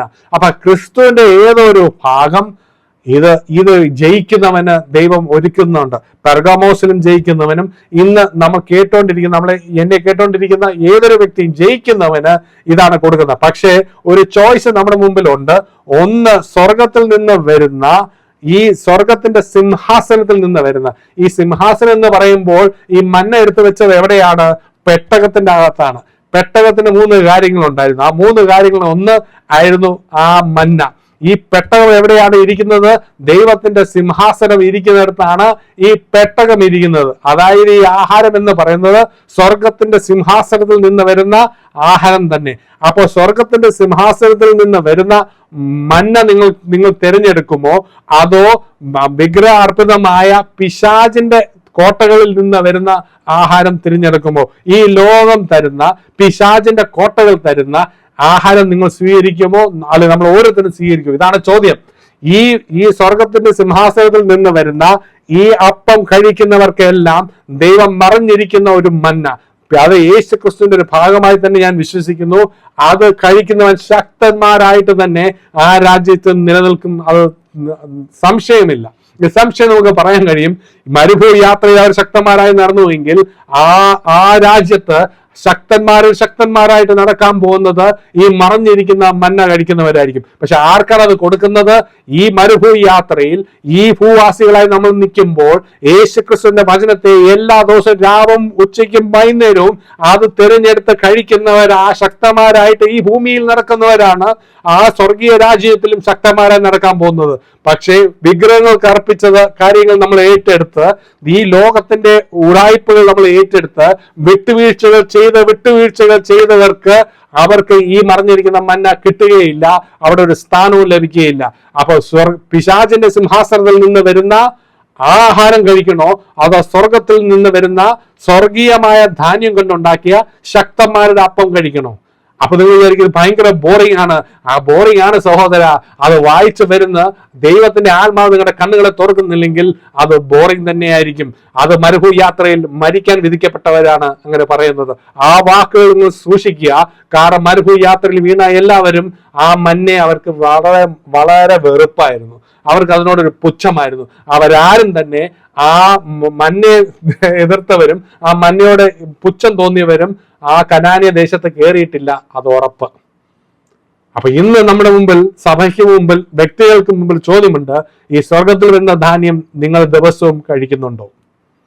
ഓക്കെ. പിന്നെ രണ്ടാമത് പറയുന്ന ഒരു വെള്ളക്കല്ല്, അതിനൊരു സീക്രട്ട് നെയിമും ഉണ്ട്. അതും വളരെ ഇൻട്രസ്റ്റിംഗ് ആയിട്ട് എനിക്ക് തോന്നിയൊരു കാര്യം, കാരണം ബൈബിളിൽ എങ്ങും ഇതിന് എക്സ്പ്ലനേഷൻ കൊടുക്കുന്നില്ല. ഈ വെള്ളക്കല്ലിന് ആക്ച്വലി ഒരു എക്സ്പ്ലനേഷൻ കൊടുക്കുന്നില്ല. അത് കംപ്ലീറ്റ്ലി മറച്ചു വെച്ചിരിക്കുന്ന ഒരു ഭാഗം. പക്ഷേ ഒരു പക്ഷെ ഞാൻ വിചാരിക്കുന്നത് ഇതൊരു സീക്രട്ട് ആക്സസ് ആണ്. അതായത് യഹോവയുടെ തീന്മേശയിലേക്ക് കൊടുക്കുന്ന നമുക്ക് ചിലർക്ക് പ്രിവിലേജ് കാർഡ് എന്ന് പറയുന്ന പോലെ ഒരു ആക്സസ് കാർഡായിട്ടാണ് എനിക്ക് തോന്നുന്നത്. റോമിൽ 2 കാര്യത്തിന് ഈ കല്ല് ഉപയോഗിച്ചിരുന്നു. ഒന്ന്, നമ്മൾ കോടതിയിൽ പോയി കേസ് പറയുമ്പോൾ ആ കേസ് നമ്മുടെ നേരെ നമ്മൾ വിജയിച്ചെങ്കിൽ, നമ്മൾ കുറ്റവിമുക്തനായെങ്കിൽ അന്നത്തെ ജഡ്ജ് ഈ വെള്ളക്കല്ല് ആ വ്യക്തിക്ക് കൊടുക്കുമായിരുന്നു. ആ വെള്ളക്കല്ല് കിട്ടിയെങ്കിൽ നിങ്ങൾ ആ കേസിൽ നിന്ന് വിമുക്തരായി എന്നായിരുന്നു അർത്ഥം. അത് കൂടാതെ റോമിൽ തന്നെ അവർക്ക് വളരെ ഗെയിംസും എന്റർടൈൻമെന്റ് ഉണ്ടായിരുന്നു. അതിലേക്ക് കയറാൻ വേണ്ടി ഈ വെള്ളക്കല്ലുള്ളവർക്കാണ് ആക്സസ് ഉള്ളത്. ഈ വെള്ളക്കല്ല് കൊടുത്താൽ അവർ കൊടുക്കുന്ന എന്റർടൈൻമെന്റ് അല്ലെങ്കിൽ ആ ഗെയിംസിലേക്ക് അവർക്ക് പ്രവേശനം ഉണ്ടായിരുന്നു. എനിക്ക് തോന്നുന്നതും ഈ വെള്ളക്കല്ല് എന്ന് പറഞ്ഞ സ്വർഗീയമായ അനുഗ്രഹത്തിന്റെയും സ്വർഗീയമായ വിരുന്നിന്റെയും ഒരു ആക്സസ് ആണ്, ദൈവം തരുന്ന ഒരു വഴിയാണ് ഈ കല്ല് എന്ന്. എന്നാൽ അത് വളരെ ഇൻട്രസ്റ്റിംഗ് ആയിട്ട് തോന്നാൻ കാരണം അത് എങ്ങും അതിന് എക്സ്പ്ലനേഷൻ കൊടുക്കുന്നില്ല. അപ്പോൾ എൻ്റെ ഒരു ഒപ്പീനിയൻ, ദൈവത്തിന്റെ വിരുന്നിലേക്കുള്ള ആ വെള്ളക്കല്ലിന്റെ പ്രവേശനമാണ്. It has access to something, അത് ഉറപ്പാണ്. അപ്പൊ പെർഗമോസിൽ നടക്കുന്ന പല കാര്യങ്ങളും വളരെ ഇൻട്രസ്റ്റിംഗ് ആയിട്ട് എനിക്ക് തോന്നി. കാരണം ഇന്നും ലോകം ആ ചിഹ്നം വെച്ചുകൊണ്ടിരിക്കുന്നുണ്ട്. നിങ്ങൾ വേൾഡ് ഹെൽത്ത് ഓർഗനൈസേഷന്റെ ചിഹ്നം ഒന്ന് എടുത്ത് നോക്കുന്നത് വളരെ ഇൻട്രസ്റ്റിംഗ് ആയിട്ട് എനിക്ക് തോന്നി. ഇന്നും വേൾഡ് ഹെൽത്ത് ഓർഗനൈസേഷന്റെ സൈൻ എന്താണെന്ന് നിങ്ങളൊന്ന് ചെക്ക് ചെയ്ത് നോക്ക്. അപ്പൊ നമുക്ക് മനസ്സിലാവും ഈ പെർഗമോസ് ഉണ്ടായിരുന്ന ദേവീദേവന്മാരുടെ റീച്ച് അവിടെ വരെയാണെന്നുള്ളത്. ഓക്കെ. അപ്പം നമുക്കൊന്നും കൂടെ ആ 7 ഡിസൈൻ എലിമെന്റ്സിലേക്ക് നമുക്കൊന്ന് നോക്കാം. പേര് 7 ഡിസൈനിൽ ഒന്ന് സഭയുടെ പേരാണ്, അത് പെർഗമോസ് തന്നെയാണ്. ടൈറ്റില് ഈ ഇരുതല വാളുമായിട്ട് നിൽക്കുന്ന യേശുവിനെ ആണ് കാണുന്നത്. ഇന്ന് നമുക്ക് ഈ ഇരുതലയാവുന്ന വാള് നമ്മുടെ കയ്യിലുണ്ട്. നമ്മൾ എത്രത്തോളം അത് ഉപയോഗിക്കുന്നുണ്ട്? ദൈവവചനം ഇന്നാണ് നമ്മുടെ കയ്യിൽ നിൽക്കുന്നത്. അതായത് ദൈവത്തിന്റെ വായിൽ നിന്ന് വന്ന ആ ഇരുതല വായുള്ള ആ വചനം ഇന്ന് നമ്മുടെ കയ്യിലുണ്ട്. നമ്മൾ നമ്മുടെ വാ കൊണ്ട് ശപിക്കുകയാണ് ചെയ്യുന്നത്. അത് അന്ന് ഇസ്രായേൽ മക്കൾ ചെയ്തതുപോലെ മുറുമുറുക്കുകയാണോ, ദൈവത്തെയും ദൈവത്തിന്റെ ദാസന്മാരെയും ശപിക്കുകയാണ് ചെയ്യുന്നതോ, അതോ ദൈവത്തിന് വേണ്ടി വലിയ കാര്യങ്ങൾ ചെയ്യുവാൻ ദൈവവചനം കൊണ്ട് നിങ്ങൾ ഇരുതല വാളിട്ട് നിങ്ങൾ ഉപയോഗിക്കുന്നുണ്ടോ? നിങ്ങൾ മുറിവുറുക്കുന്നവരും നമ്മൾ ഓരോരുത്തരും ദൈവത്തിന്റെ രാജ്യത്തിനെതിരെ നിൽക്കുവാണെങ്കിലും നമ്മുടെ എതിരെ നിൽക്കുന്നത് പിശാചൊന്നുമല്ല, ദൈവം തന്നെ വാൾ ഊരി നിൽപ്പുണ്ട്. നമ്മൾ ആ കൂട്ടത്തിൽ വരാതിരിക്കട്ടെ. അപ്പം പക്ഷേ ദൈവം അനുഭവിച്ച ഒരു കാര്യമുണ്ട്. അന്തിപ്പാസിന്റെ കാലത്ത് പോലും അന്തിപ്പാസ് ദൈവത്തിന് വേണ്ടി മാർട്ടിയഡായി ആയിരുന്നപ്പോൾ പോലും അവര് ദൈവനാമം വിട്ടുകളഞ്ഞില്ല. അതായത് വളരെ ബുദ്ധിമുട്ടുള്ള കാലഘട്ടമായി നിങ്ങൾക്ക് മനസ്സിലാക്കണം. അന്ന് അവിടെ വളരെ ട്രേഡ് യൂണിയൻ ഒക്കെ ഉള്ള ഒരു സമയമാണ്. ഇന്ന് കാണുന്ന ഈ അസോസിയേഷൻ എന്ന് പറയുന്ന കാര്യങ്ങളൊക്കെ അന്ന് അവിടെ ഉണ്ട്. അത് ഓരോ ദേവന്മാർക്കും ആ അസോസിയേഷൻ ഉണ്ടായിരുന്നു. ആ അസോസിയേഷൻ എല്ലാം ഈ ദേവിമാർക്കുള്ള വിഗ്രഹാർപ്പിതമായ ആഹാരം കൊണ്ട് നിറച്ചാണ് അവരുമായിട്ട് ഡെഡിക്കേഷൻ കൊടുത്താണ്. പക്ഷേ അവിടെ അസോസിയേഷൻ മെമ്പർഷിപ്പ് ഉണ്ടെങ്കിലേ ജോലി ചെയ്യാൻ കഴിയുള്ളൂ. ജോലി ചെയ്യാതെ എങ്ങനെ ആഹാരം കിട്ടും? അതുകൊണ്ട് മരണമാണ് അവൻ മുന്നോട്ട് കണ്ടത്. അല്ലാതെ വെറുതെ ഉള്ള ഒരു കാര്യമല്ല ഇവിടെ പറയുന്നത്. പക്ഷെ പെർഗമോസും പല സഭകളും ഈ ഇതിൽ കൂടെ കടന്നുപോയി, വളരെയേറെ വേദനകളും പ്രയാസങ്ങൾ കടന്നുപോയി. അപ്പോഴും ദൈവം പറയുന്നത് നീ അതിൽ പിടിച്ചു നിൽക്കുക എന്നുള്ളത്. മാനസാന്തരം പെട്ടില്ലെങ്കിൽ ഞാൻ നിന്റെ നേരെ വരുന്നു. പെർഗമോസ് കോംപ്രമൈസ് ചെയ്തു, വിട്ടുവീഴ്ചകൾ ചെയ്തു. അത് വലിയ ആപത്തായി അവർക്ക്. അപ്പൊ പിന്നീട് ചെവിയുള്ളവൻ കേൾക്കട്ടെ, ആത്മാവ് സഭയോടെ പറയുന്നത്. അത് സാധാരണ പ്രോമിസ് പറയുന്നത് ജയിക്കുന്നവന് കൊടുക്കുന്ന ആ റിവാർഡ് പറഞ്ഞു കഴിഞ്ഞിട്ടാണ് സാധാരണ പറയുന്നത്. ഇവിടെ അത് നേരത്തെ പറയുന്നു. ഇത് നമുക്ക് ഏറ്റവും അവസാനം 7 സഭകളുടെ കാര്യങ്ങൾ വെച്ച് പോകുമ്പോൾ ഞാൻ ഇതിൽ കൂടുതൽ എക്സ്പ്ലെയിൻ ചെയ്യാം. ഇത് പക്ഷെ ഒന്ന് നോട്ട് ചെയ്ത് വെച്ചോ. ഏറ്റവും അവസാനം ജയിക്കുന്നവന് കൊടുക്കുന്ന 2 കാര്യങ്ങൾ: 1 മറഞ്ഞിരിക്കുന്ന മന്ന, 2 വെള്ളക്കല്ല്. അപ്പൊ എത്ര പേർക്ക് ഇത് കിട്ടുവാൻ ആഗ്രഹമുണ്ട്? ആഗ്രഹമൊക്കെ കൊള്ളാം. ദൈവവചനവുമായിട്ട് ഇരുന്നിക്കില്ലെങ്കിൽ, ആ മന്ന നിങ്ങൾ കഴിക്കുന്നില്ലെങ്കിൽ, നമ്മൾ ഓരോരുത്തരും കഴിക്കുന്നില്ലെങ്കിൽ, ഈ ലോകത്തിലെ വാളിൻ്റെ എതിരെ നമുക്ക് പിടിച്ചു നിൽക്കുവാൻ സാധിക്കില്ല. അത് നിസ്സംശയം ആ കാലഘട്ടത്തിലേക്കാണ് നമ്മൾ വരുന്നത്. നമുക്ക് ഒന്നും നഷ്ടപ്പെടാൻ റെഡിയല്ല. നമുക്ക് എല്ലാ ലോകത്തിലെ സകല സുഖ സൗകര്യങ്ങളും നമുക്ക് വേണം. നമുക്ക് ഒന്നും തന്നെ വിട്ട് കളയാൻ തയ്യാറല്ലെങ്കിൽ നമുക്ക് നഷ്ടപ്പെടാൻ പോകുന്ന സ്വർഗത്തിൽ നിന്ന് കിട്ടുന്ന അനുഗ്രഹങ്ങളാണ്. നമ്മൾ ഇന്ന് കുറച്ചൊരു അല്പകാലം നമ്മൾ ഈ കഷ്ടപ്പെടുന്നത് നമുക്ക് സ്വർഗത്തിൽ ഒരു നിത്യതയാണ് ലഭിക്കാൻ പോകുന്നത്. പക്ഷെ ഈ ലോകത്തിൽ വലിയവരാകുവാനും ഈ ലോകത്തിൽ പലതും ചെയ്യാൻ വേണ്ടി നമ്മൾ വിട്ടുവീഴ്ചകൾ ചെയ്താൽ നമ്മൾ ആ രാജ്യത്ത് ആരുമല്ലാതാകും. അത് ഈ വചനത്തെ, ഈ ശക്തന്മാരുടെ ആഹാരത്തെ നമുക്ക് കഴിക്കാം. ഈ സ്വർഗത്തിലെ ധാന്യം നമുക്ക് കഴിക്കാം. ആ അപ്പം നമുക്ക് കഴിക്കാം. രാവിലെ, ഉച്ചയ്ക്ക്, വൈകുന്നേരം, രാത്രിയിൽ നമുക്ക് ധ്യാനിക്കാം. എന്നാലേ ഇത് പിടിച്ചു നിൽക്കുവാൻ സാധിക്കുള്ളൂ. അല്ലെങ്കിൽ പെർഗമോസ് ചെയ്തതുപോലെ, സഭ ചെയ്തതുപോലെ നമുക്കും വിട്ടുവീഴ്ചകൾ ചെയ്യേണ്ടി വരും. കാരണം നമുക്ക് സ്വർഗത്തിൽ നിന്ന് കിട്ടുന്ന ആ ഒരു പരിജ്ഞാനമില്ല, അതിനെ അതിജീവിക്കാനുള്ള ധൈര്യമില്ല. നഷ്ടപ്പെടുവാനും അധികം കാര്യങ്ങളുണ്ട്. സുഖ സൗകര്യങ്ങൾ നമ്മുടെ ജീവിതത്തിൽ അധികമായി. അത് ഒന്നും തന്നെ വിട്ടുകളയാൻ നമ്മൾ തയ്യാറല്ല. അങ്ങനെ വരുമ്പോൾ പെർഗമോസ് ചെയ്തത് തന്നെ നമ്മളും ചെയ്യും. അടുത്ത വരാൻ പോകുന്ന ഇതിനെക്കാട്ടും ഒരു വെടിക്കെട്ട് സഭയാണ് തയാത്ര. ഒരു ദൈവത്തിന്റെ ഭാഷ മാറുന്ന ഒരു ഭാഗമാണ് തയാത്രയൊക്കെ. അപ്പൊ അടുത്ത ആഴ്ച നിങ്ങൾ അത് വായിച്ച് റെഡിയാകുക. തയാത്ര ഏറ്റവും ചെറിയ സിറ്റി ആയിരുന്നു, പക്ഷെ ഏറ്റവും വലിയ കത്ത് എഴുതുന്നത് തയാത്രയോടാണ്. അപ്പൊ നമുക്ക് മനസ്സിലാവും എന്തോ കാര്യമായിട്ട് ദൈവം തയാത്രയൊക്കെ എഴുതി. ഇന്ന് എനിക്ക് ചോദിക്കാനുള്ളത്, ഇന്ന് ദൈവം നിങ്ങളോട് എഴുതുന്ന കത്തിൽ എന്തായിരിക്കും ഉള്ളത്? സ്വർഗീയ അപ്പ നിങ്ങൾക്കൊരു കത്ത് എഴുതുകയാണെങ്കിൽ നിങ്ങളെ എന്തിലായിരിക്കും അനുമോദിക്കുന്നത്, എന്തിലായിരിക്കും ശകാരിക്കുന്നത്, എന്തിലായിരിക്കും വോൺ ചെയ്യുന്നത്? നിങ്ങൾ അങ്ങനെ ഒന്ന് ചിന്തിച്ച് നോക്കിക്കേ. നമ്മുടെ സഭയ്ക്ക് എന്തായിരിക്കും ആ കത്ത് വരാൻ പോകുന്നത്? നമ്മൾ ഇതിൽ ഈ 7 സഭയിൽ ഏതിനോടായി കൂടുതൽ ചേർന്നിരിക്കുന്നത്? അതോ നമ്മൾ എന്ന വ്യക്തികളായിട്ടും കുടുംബമായിട്ടും വ്യക്തികൾക്ക് വരാൻ പോകുന്നത് ദൈവം ഒരു കത്ത് എഴുതുകയാണ്. ആ കത്തിൽ എങ്ങനത്തെ വാക്കുകളായിരിക്കും ദൈവം തിരഞ്ഞെടുക്കുന്നത്? ഈ 7 കത്തിൽ ഏത് അനുമോദനം എനിക്ക് ലഭിക്കും, ഏത് ശകാരം എനിക്ക് ലഭിക്കും, ഏത് വാർണിംഗ് എനിക്ക് ലഭിക്കും? അങ്ങനെ എടുത്ത് നോക്കണം നിങ്ങൾ. അപ്പോഴേ നമുക്കതിൻ്റെ ഒരു സീരിയസ്നെസ് പിടികിട്ടത്തുള്ളൂ. അല്ലെങ്കിൽ നമ്മൾ വീണ്ടും സഭ ആദ്യം മുതൽ ചെയ്തുകൊണ്ടിരിക്കുന്ന കാര്യങ്ങൾ വീണ്ടും വിട്ടുവീഴ്ചകൾ ചെയ്തുകൊണ്ട് നമ്മൾ മുന്നോട്ട് പോയിക്കൊണ്ടേയിരിക്കും. നമ്മൾ ദൈവവേല ചെയ്യുവാണ്. ഈ സഭകളെല്ലാം വിചാരിച്ചിരുന്നത് അവർ വളരെ നന്നായിട്ട് ഇരിക്കുക എന്നുള്ളതാണ്. വളരെ മോശമായിട്ട് ഇരിക്കുന്നു എന്ന് വിചാരിക്കുന്ന സഭകൾ ദൈവം പറഞ്ഞു, ഇല്ല, നിങ്ങൾ വളരെ നന്നായിട്ടിരിക്കുന്നു. വളരെ നന്നായിട്ട് പോകുന്നു എന്ന് വിശ്വസിച്ചിരുന്ന സഭകൾ ദൈവം പറഞ്ഞു, നിങ്ങൾ വളരെ മോശമാണെന്നുള്ളത്. അപ്പൊ നമ്മൾ ഇതിൽ ഏതിൽ പെടും എന്നുള്ളത് നമുക്കൊന്ന് ചിന്തിക്കുന്നത് നല്ലതായിരിക്കും. വ്യക്തികൾക്കും ഉണ്ട് അതിജീവിക്കുന്നതിന്. നമുക്ക് ഈ മറഞ്ഞിരിക്കുന്ന മന്ന കിട്ടുമോ? ഈ വെള്ളക്കല്ല് ദൈവത്തിന്റെ ഫീസ്റ്റിലേക്കുള്ള ആക്സസ്, അല്ലെങ്കിൽ ദൈവം വെച്ചിരിക്കുന്ന സവിശേഷതകളുള്ള അനുഗ്രഹങ്ങൾ വെച്ചിരിക്കുന്ന ആ ഡോറിൽ നിന്നുള്ള ഒരു തുറക്കുന്ന ഒരു കല്ലായിരിക്കുമോ ഇത്? ഈ വചന പഠനം നിങ്ങൾക്ക് അനുഗ്രഹമായിട്ട് മാറട്ടെ. ഈ ബൈബിൾ സ്റ്റഡി വളരെ വളരെ സീരിയസ് ആണ്. ബിക്കോസ് ഇറ്റ് ഇസ് വീണ്ടും ഞാൻ പറയുന്നു, it is only book in the Bible which says read me and I am blessed. അത് ഭയങ്കര ഒരു ക്ലെയിമാണ്. ദൈവവചനം വായിക്കുന്നവർക്കെല്ലാം അനുഗ്രഹമുണ്ട്, എന്നാൽ എന്നെ വായിക്കൂ ഞാൻ അനുഗ്രഹിക്കാം എന്ന് നേരിട്ട് പറയുന്ന ഒരു പുസ്തകം വെളിപാട് തന്നെ.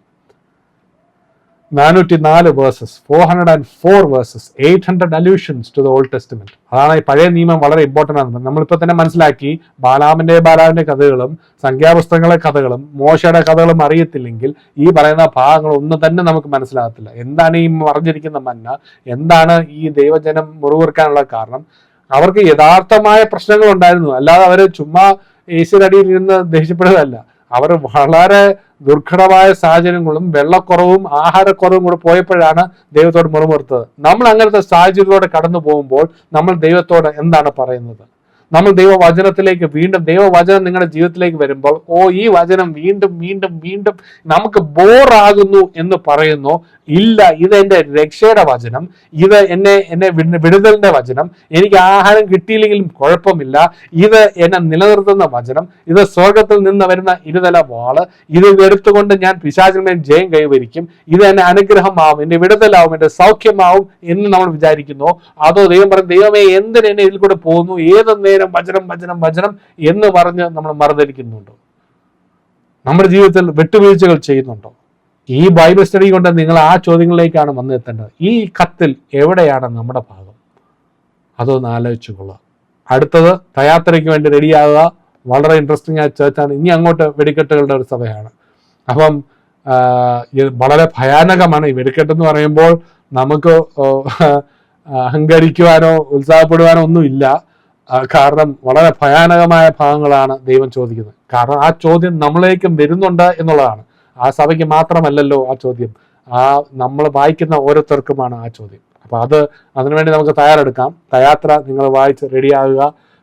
അതിൽ പഠിക്കാൻ വളരെ ഇൻട്രസ്റ്റിംഗ് ആയിട്ടൊരു ക്യാരക്ടർ ഉണ്ട്, ജെസബലിനെ കുറിച്ച് പഠിക്കുക. തയാത്രയിലെ മെയിൻ ക്യാരക്ടർ ജെസബൽ ആണ്. അപ്പൊ നമുക്ക് ജെസബലിനെ പണ്ടുതൊട്ടേ നമുക്കറിയാം. അതുകൊണ്ട് ജെസബൽ നന്നായിട്ട് പഠിക്കുക. Never underestimate Jezebel. അത് നിങ്ങൾ ശരിക്കും പഠിച്ചു കഴിഞ്ഞാൽ തയാത്രയിൽ എന്താണ് സംഭവിക്കുന്നത് എന്ന് നിങ്ങൾക്ക് മനസ്സിലാവും. ഭയങ്കര ഇൻട്രസ്റ്റിംഗ് ആണ്, റിയലി ഇൻട്രസ്റ്റിംഗ്. അപ്പം അതിനെക്കുറിച്ച് പഠിക്കുക, വായിക്കുക. അതാണ് ഹോംവർക്ക്. തയാത്രയിലേക്ക് വരുമ്പോൾ ആ ഭാഗം വായിക്കുക, തയാത്ര എന്ന സഭയോടുള്ള ലെറ്റർ വായിക്കുക, ജെസബലിനെ കുറിച്ച് പഠിക്കുക. അത് കഴിയുമ്പോൾ നമുക്ക് തയാത്ര എടുക്കാം. എനിക്ക് വേണ്ടി പ്രത്യേകം പ്രാർത്ഥിക്കുക. ഓക്കെ, നമുക്ക് പ്രാർത്ഥിക്കാം. സ്വർഗീയ പിതാവേ, അപ്പാ, ഇന്ന് നമുക്ക് തന്നിരിക്കുന്ന വചനം അത് സ്വർണത്തെക്കാൾ വിലയുള്ളത്. അപ്പാ, അങ്ങയുടെ വചനം ശക്തന്മാർക്ക് വേണ്ടി വെച്ചിരിക്കുന്ന നമുക്ക് ശക്തി പകരുന്ന വചനമാണ് അങ്ങയുടെ വചനം. അത് സ്വർഗത്തിൽ നിന്ന് വരുന്ന ധാന്യം. അത് പലപ്പോഴും നമ്മൾ തിരിച്ചറിയുന്നില്ല. നമ്മൾ അതിനെ വളരെ ലാഘവത്തോടെ കാണുന്നു. ഇന്ന് തന്ന ഈ വചനം, ശക്തമായ വചനത്തിന്റെ, സ്വർഗത്തിലെ ധാന്യത്തിന്റെ, അങ്ങയുടെ വായിൽ നിന്ന് വരുന്ന ആ വചനത്തിനായിട്ട് അങ്ങ് സ്തുതിക്കുന്നു. അപ്പൊ നമ്മുടെ സഭകൾ ഉണരട്ടെ. ദൈവത്തിന്റെ ആത്മാവിൽ നിന്ന് അവർ ഉണർന്ന് ദൈവരാജ്യത്തിന് വേണ്ടി പ്രവർത്തിക്കട്ടെ. നിന്റെ പ്രവർത്തികൾ ഞാൻ അറിയുന്നു. വീണ്ടും വീണ്ടും പറയുന്നു, പെർഗാമോസിനോടും എഫെസോസിനോടും സ്മിർനയോടും വീണ്ടും പറഞ്ഞ കാര്യങ്ങൾ, നിന്റെ പ്രവർത്തികൾ ഞാൻ അറിയുന്നു. അപ്പൊ ആ പ്രവർത്തികളിലേക്ക്, വാഗ്വാദത്തിലേക്കും അഹങ്കാരത്തിലേക്കും സഭ താഴ്മയോട് പോകേണ്ടത് ദൈവത്തിന് വേണ്ടി എന്ത് പ്രവർത്തികൾ നമുക്ക് ചെയ്യുവാൻ. ഓരോ വ്യക്തികളും അതേ ചിന്തയിലേക്ക് വരട്ടെ. എനിക്ക് എന്റെ യഹോവയ്ക്ക് വേണ്ടി എന്ത് ചെയ്യാം? ഓരോ കുടുംബം എണ്ണിച്ച് പറയട്ടെ, ഈ ദൈവരാജ്യത്തിന് വേണ്ടി എനിക്ക് എന്ത് ചെയ്യുവാൻ കഴിയും? ഓരോ ലീഡേഴ്സും അതിലേക്ക് പോകട്ടെ. അപ്പൊ അങ്ങയുടെ ആത്മീയ ആ തീ ഇറങ്ങി ദൈവത്തിന്റെ ജനത്തിന് മേൽ ആ ഭാരമുണ്ടാവട്ടെ.